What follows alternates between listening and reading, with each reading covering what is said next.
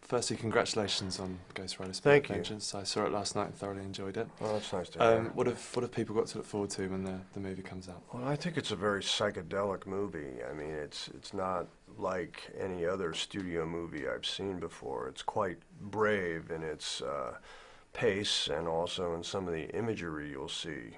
It's also quite scary, which a Ghost Rider movie should be. It provides a lot of frightening images.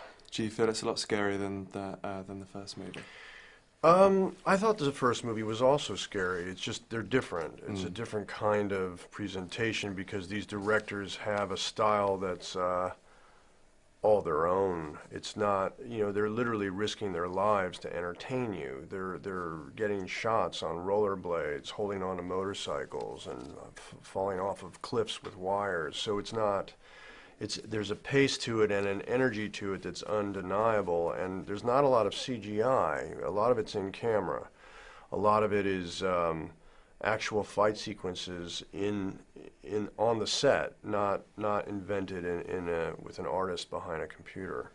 I was going to ask you about the directors. Obviously, did some great stuff with both the Crank movies. Were you fans of those? Were you excited about working with? I was fans with the idea of working with anybody that presents something different and unique. They're extraordinary. They're not like anyone else, and so my interest always gravitates towards people who are brave, and they are that, both in their artistic expression and also in their style of filmmaking.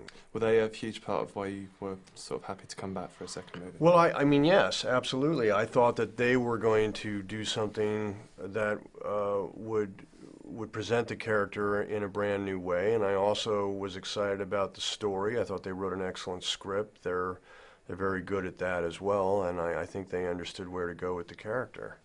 Can you see yourself doing more Ghost Riders? Is that something you'd like to? I mean, I'd like, if it did happen again, I would like to see him go into hell, but that would be a very expensive movie. But it's something like a Dante's Inferno, but that would really test the imaginations of the filmmakers. What else have you got coming up soon? I did a movie with Simon West called Medallion. It's the first movie I've done since Con Air with him, and so I'm excited about that. And then after that is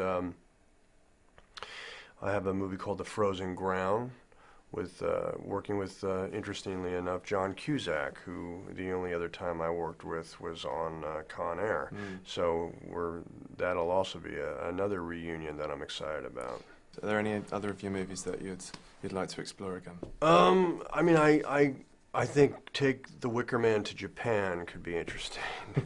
That I would like to see. In terms of your plans to do any more directing, is there anything like that on the horizon? Not within the immediate horizon, but it is something that I will probably explore again at some point. Okay. And are there any other sort of avenues that you'd like to go into? Writing.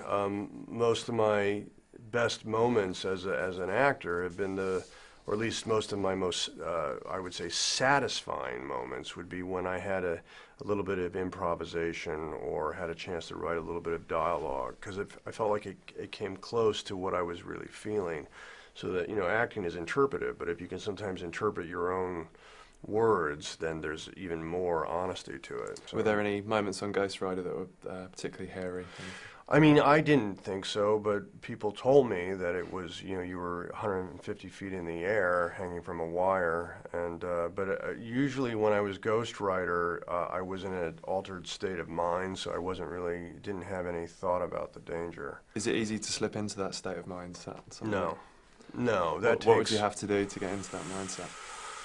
I would paint my face in sort of like an Afro-Caribbean voodoo icon or a New Orleanian voodoo icon, Baron Samedi. I'd put black contacts in my eyes. I would put bits of rock that had a frequency to it, or allegedly had a frequency to it. I would sew Egyptian artifacts into my costume, and I wouldn't talk to anybody. Sounds nice and intense. Yeah. I just want to talk to you about comics for a bit. Are there any other characters that you'd like to explore? I'd like to see, not that I would play it, but I would like to see Submariner. I'd like to see Mm. Doctor Strange. I think these are wonderful characters because they provide different landscapes. Submariner is all about the ocean. That would be a beautiful, although expensive movie. And then also Doctor Strange goes into dimensions of outer space and the mind that I think would be fascinating to look at as well. Have you got any favourites, sort of Hollywood favourites, in terms of adaptations, aside from your own, of course? I was impressed with what they did with Thor. I was impressed with what they did with Captain America. Those were two characters that I thought they would really have their work cut out for them to not have them look ridiculous. So I think, well done. How's your collection looking these days? I don't really collect anything. I don't. My collection is more about, buying comic books that are child friendly and having them around the house for my son to read. And does he enjoy them? Very much, yeah.